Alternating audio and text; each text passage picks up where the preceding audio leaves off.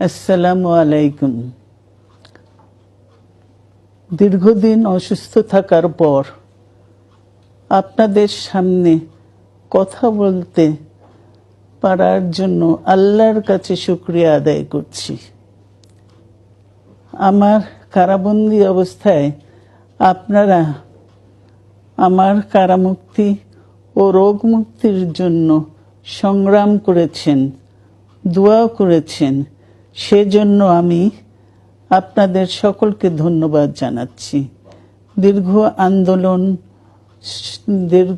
আন্দোলন সংগ্রাম ও ত্যাগের মধ্য দিয়ে আমরা ফ্যাসিবাদী অবৈধ সরকারের কাছ থেকে মুক্তি পেয়েছি।